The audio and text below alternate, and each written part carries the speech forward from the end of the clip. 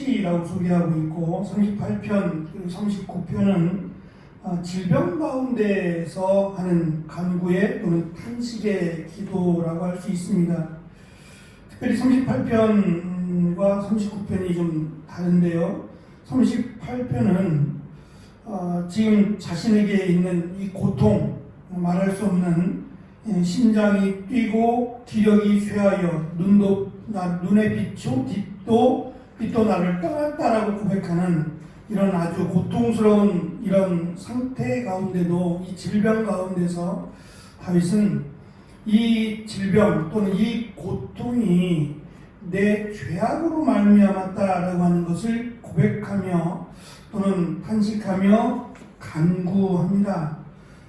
다윗이 지금 이 시를 통해서 강조하고자 하는 것은 자신의 질병이 아니라 자신의 고통이 아니라 이 근원, 그러니까 질병이나 고통의 근원이 자신의 죄악으로 말미암았다라고 하는 것을 밝히고자 하는 겁니다. 스스로의 고백입니다. 이것은 다른 사람이 다윗을 향해서 비난의 화살을 쏘거나 또 다윗을 괴롭히기 위한 이런 악함으로 인해서 하나님의 도우심을 구하고자 하는 게 아니라 다윗은 자신에게 임한 이 고통스러운 질병과 또 강한 대적들의 공격 또는 극심한 소외감 등이 하나님이 나에게 주신 고통임을 알아요. 그래서 마치 2절에 보면 하나님이 자신을 적군으로 여기고 화살을 쏘시는 것 같다라는 고백도 할 정도입니다. 다윗은 분명히 이 고통과 이 질병이 하나님으로부터 왔다 또는 하나님의 심판이다라고 하는 것을 압니다. 결국 그 이야기는 이것이 자신의 죄악 또는 자신의 그 죄로 인한 것임을 지금 고백하면서 그렇더라도 자신의 죄로 인해서 이런 질병 또는 고통이 올지라도 포기하지 말고 하나님께 나아가서 고백하고 죄를 고백하고 은혜를 구해야 한다라고 하는 것을 다윗은 시를 통해서 강조하고자 합니다. 다윗이 고백하고 있는 이 허리라든지 또는 살 또는 심장, 눈 등의 신체에 임한 고통들 한두 개가 아니겠죠. 여러 가지 신체 속에서 감당할 수 없을 만큼의 이 고통 속에서 자신의 우매함과 또 이 죄의 연약함을 고백하고 있는데 이 질병 또는 다윗이 범죄라고 하는 것이 특별히 질병과 연관되어 있다면 사무엘하 24장에 기록된 인구조사가 대표적인 예가 될 겁니다. 특별히 인구조사를 하게 된 이유는 다윗이 하나님을 신뢰하지 못했기 때문이에요. 만약에 하나님을 신뢰했다면 인구가 얼마가 되든지 또 자기를 도울 사람이 얼마나 되든지 그것이 중요하지 않겠죠. 하나님은 자기가 혼자였을 때 또는 비류들과 함께 도무지 피할 수 없는 상황 가운데서도 하나님은 자신들을 보호하셨고 피하게 하셨어요. 물론 그 가운데도 다윗의 어리석음이 있어요. 사람을 신뢰하려고 했고 또 다른 나라의 심지어는 적국인 블레셋의 도움을 받으려고 했던 이런 연약함들이 곳곳에 드러나지만 그럼에도 하나님은 분명히 자신을 인도하셨어요. 인도하셔서 어리석음 가운데서도 하나님이 선한 길로 그리고 사울 왕으로부터 하나님이 보호해 주셨고 결국은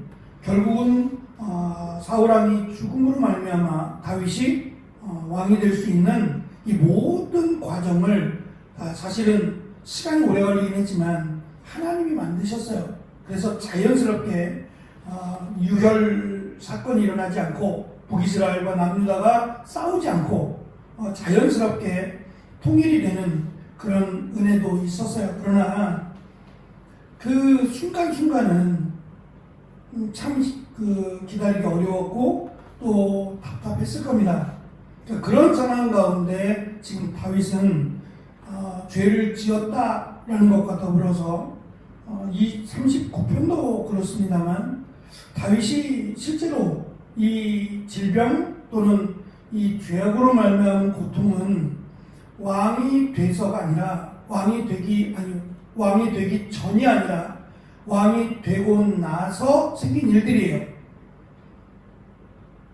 그러니까 우리가 살아가면서 솔직히 완벽하게 살아간다는 건 불가능하고 하나님 앞에 몸부림치며 살아갈 때에 돌아보면 만약에 이것이 다윗의 고백만이 아니라 살아가는 모든 사람들의 공통적인 보편적인 내용이 된다면 우리가 정말 힘들었을 때 또는 어려움을 겪었을 때 짓는 죄보다는 오히려 이 어려움이 사라지고 오히려 내가 평안할 때 그때 짓는 죄가 사실은 더 무섭고 더 큰 죄가 될 수 있다라고 하는 고백이기도 하겠습니다.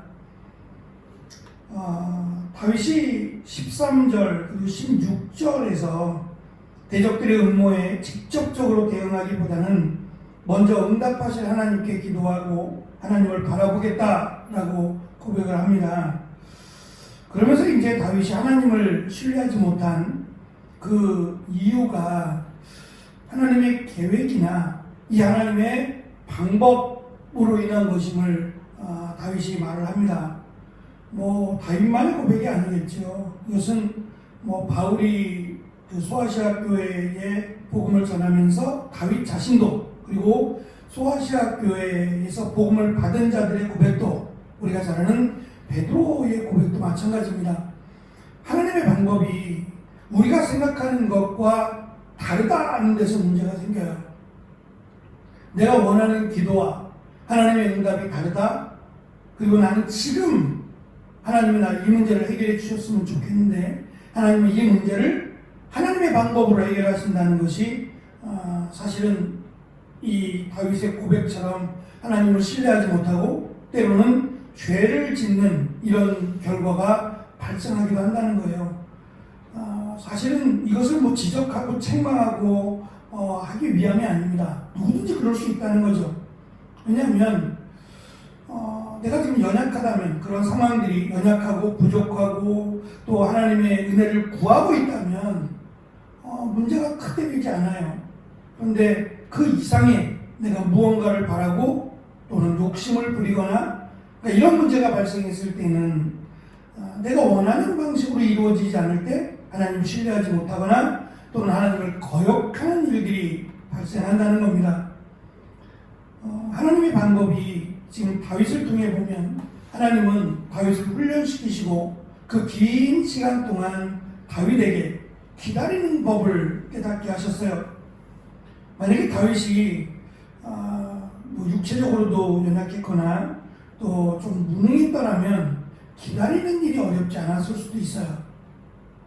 다윗은 용맹스럽고 또는 능력도 있었어요. 그 용맹하고 능력 있는 다윗에게 기다리라고 하는 이 하나님의 말씀은 힘든 겁니다. 제가 이제 목사님들을 만나고 대하다 보면 다양하신 분들이 있잖아요. 나이도 그렇지만 이 다양한 환경 속에서 살다가 하나님께로 나오는 분들이 많은데요. 그냥 처음부터 신학의 길을 걷고 처음부터 그냥 목회자로 쭉 오신 분도 없지 않아 있지만 또 상당히 많은 분들은 세상적인 일을 하다가 내려놓고 오신 분들도 꽤 되는데요.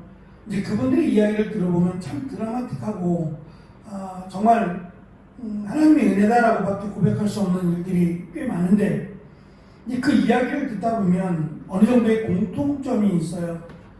그 공통점이 뭐냐면 하나님한테 두들겨 맞고 또 정말 바닥까지 내려갔다가 심지어는 목숨까지 위태로운 그런 상황에서 하나님의 은혜로 이렇게 돌아오신 분들도 있고요.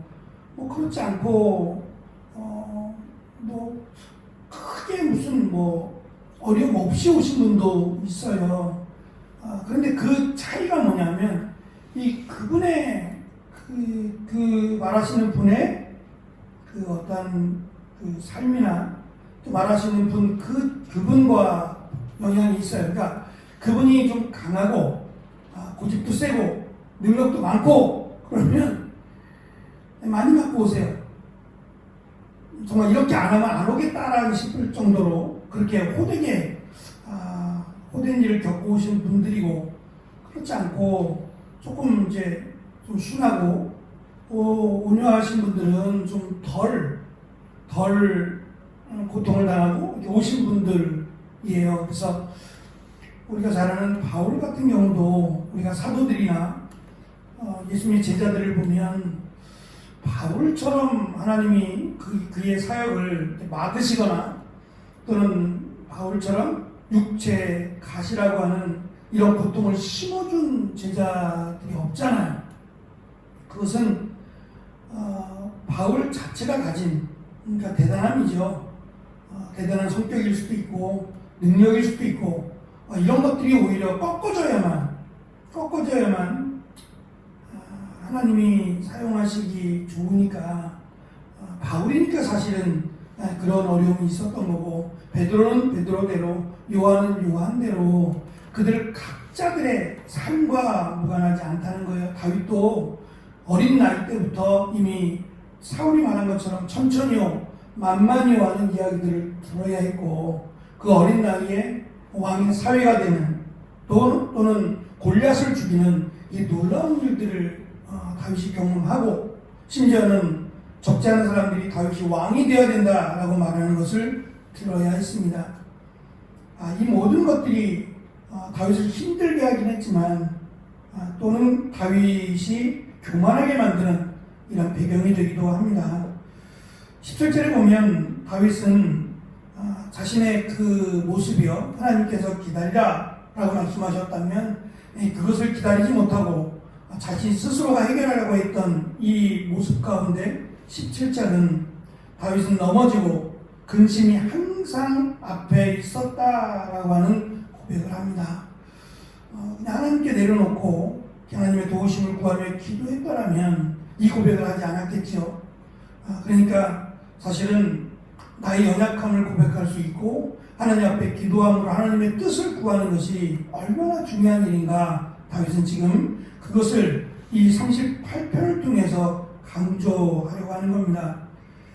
21절, 22절에서 다윗은 현재의 질병의 고통이나 원수들의 공격으로부터 자신을 구원해 주시기를 기도합니다. 비록 자신의 잘못으로 인하여 죄악으로 인하여 이러한 고통과 또 아픔을 겪고 있지만 그래도 하나님 도와주시고 하나님 인도해 주시기를 이것이 사실 하나님과 우리 사이에 끊을 수 없는 은혜잖아요. 자식들이 아무리 잘못을 해서 연을 끊어야 된다라고 자식이 말할지라도 끊어지냔 말이에요. 하물며 하나님과 우리 사이의 잘못이 우리가 잘못해서 끊어졌냐 말이에요. 그랬으면 이스라엘 백성들과 하나님의 관계는 진짜 끊어져야 돼요. 진작에 끊어져야 되는 겁니다. 멸망을 당해야 되는 것이 마땅하고 우리가 다니엘서를 보는 것처럼 포로로 잡혀갔지만 하나님은 그 가운데도 여전히 돌아오라고 말씀하고 계시고 돌아오면 나는 너희의 하나님이 되어주시겠다라고 하시잖아요. 이제 그것이 하나님의 사랑이고 은혜인데 다윗이 그것을 아는 거죠. 뻔뻔해서 그런 게 아니라 정말 하나님의 은혜를 아니까 자신도 그렇고 이스라엘 백성들에게도 넘어지고 깨어지는 것이 무능함 때문이고 연약함 때문이라면 다행이지만 교만함으로 하나님을 신뢰하지 못함으로 넘어졌다면 내가 그랬다. 그래도 하나님께 나아와 죄를 고백하고 하나님의 도우심을 구하라는 그런 내용을 시편에 담았습니다. 하나님을 2번이나 부르며 자신을 버리지 마시고 멀리하지 마옵소서라고 하는 간구를 하고 있습니다. 오히려 지금 다윗의 연약함 또 자신의 무능함이 하나님께로 가는 기회가 되기도 했지요. 그래서 다윗은 이 38편을 통해서 자신의 어리석었던 어리석었던 인생을 통해서 혹시 자신과 같은 길을 걷지 않기를 그리고 자신과 같은 길을 걷는다면 그 길 끝에서 하나님께 기도하기를 하나님에 대한 간구와 하나님의 인도하심을 구할 것을 이 시를 통해서 가르쳐주고 있습니다. 다윗을 만나본 적은 없죠. 하지만 사무엘 상하 그리고 시편의 말씀을 통해서 다윗의 그 삶을 우리가 들여다볼 수 있을 뿐만 아니라 다윗이 자신의 삶을 통해서 우리를 권면하고 가르치는 내용이다라고 이해할 수 있을 겁니다. 이 시간도 하나님의 은혜를 구하며 또 하나님의 인도하심 앞에 내 뜻이 아닌 하나님의 뜻이 이루어지기를 구하는 귀한 은혜의 시간이 되시기를 축원합니다. 기도하겠습니다.